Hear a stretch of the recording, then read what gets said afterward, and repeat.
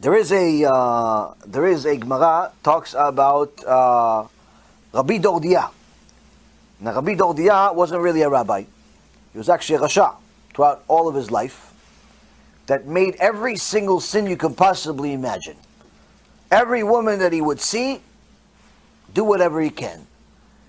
He went to every prostitute in town. Every sin you could possibly imagine. But one day he went to a prostitute, and the prostitute rebuked him. Says, somebody like you, you have no chance. Now, he took it to heart, and he went to the mountains and started crying hysterically. Because he realized she was right. He has no chance. He's going to Gehenom.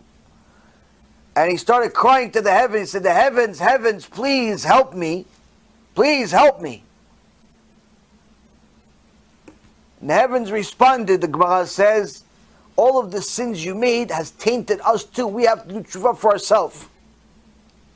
It says, luminaries, the sun, the moon, please, the angels of the sun of the moon, please help me. Sun and the moon says, you made so many sins, you affected us. We have to do tshuva. Can't help you. It says, who's going to help me? The mountains, I'm here, please. The mountains, please help me. The mountain says, you defiled us. You made the tum'ah of the world so bad, it affected us too. How much sins you made. And then Rabino Yaron says, there's nothing I can do. No one's going to help me. I have to rely on myself. And he cried himself to death. Literally. He cried so much that day from his sorrow that he died. And as his neshama came out, there was a bat kol that came out. A heavenly voice came out. The Rabbi HaKadosh, Rabbi Yehuda HaNasi heard it also. It says, Olam Habá welcomes Rabino Yaron. And Rabbi HaKadosh started crying because he understood what happened. He says, look at this. Someone can buy Olam Habá in a moment. How? Serious tshuva. Now, so that means, if you can cry yourself to death from your tshuva, yes, you can go to Olam Habá. 1 minute before you die. But how many people can do that? Zero. So what does it really mean?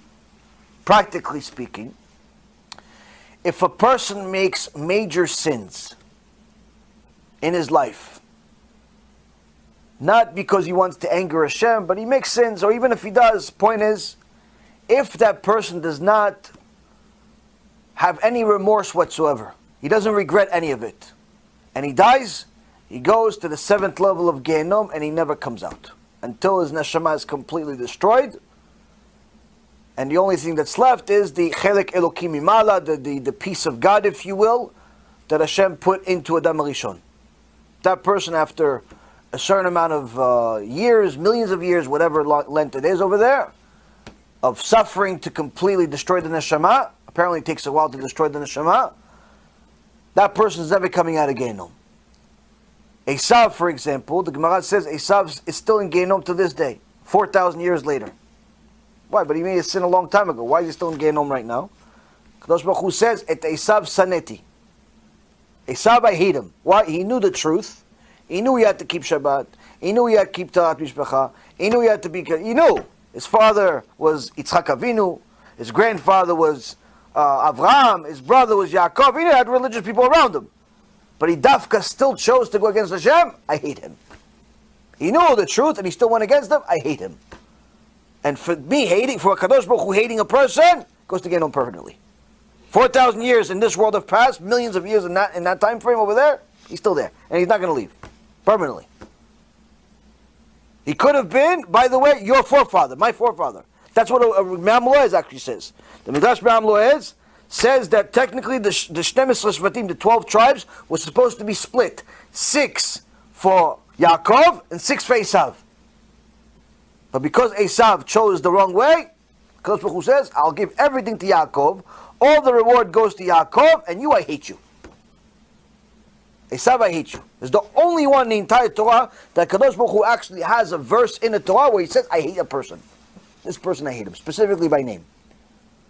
So, now a person that makes such a sin, dies this way, nothing can help him. On the other hand, if a person has at least a iure tshuva, he has at least some type of remorse, he feels bad for the sins that he made, that alone can help him not go to Gehenom permanently. He still has to go to Gehenom. Could be even for 1,000,000 years.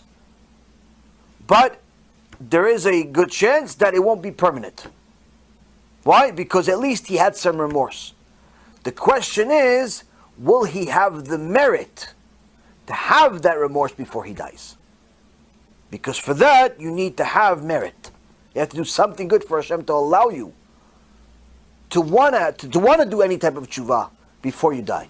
Because most people, they die unexpectedly. Car accidents, a disease, a heart attack, all types of things. They don't die like in the movies where it's like the guy goes to sleep after he tells everybody goodbye, and then it doesn't work that way in real life. In real life, the vast majority of deaths are unexpected. So, is he going to have the merit to do that? And the Rambam writes in the Mishneh Torah that the worst punishment that a person can get in this world is that Hashem removes his desire to do tshuva. Well, Pharaoh actually did do tshuva. He just hardened Pharaoh's heart. Pharaoh eventually did tshuva and he became the king of Nineveh in Sefer Yonah. He was the king of Nineveh that did tshuva. That's why the Goyim did tshuva, because Pharaoh knew that God wasn't messing around. But he hardened his heart while he was in Egypt, because he wanted to bring all the miracles and so on, and Pharaoh was wicked at the time, but eventually he did tshuva. But there are certain people that HaKadosh Baruch Hu removed their desire to do tshuva, and that's, the Rambam writes, is the worst punishment that a person can get. Because pretty much the thought of getting close to Hashem is far, far removed from them. They hate Hashem. They're anti-Hashem, and they die that way. Such a person, nothing can help him. Nothing can help him. That person is doomed. Even there are many Rashaim, many people that were wicked, but still didn't hate Hashem. They just were addicted to their desires. They were addicted to whatever desire they had. It had nothing to do with their hatred for Hashem. So those people, they do have some type of chance, possibly, if they had this desire to do tshuva at some point before they died. But bottom line is, a person shouldn't play with the fire of Gehenom. It's not the fire of this world.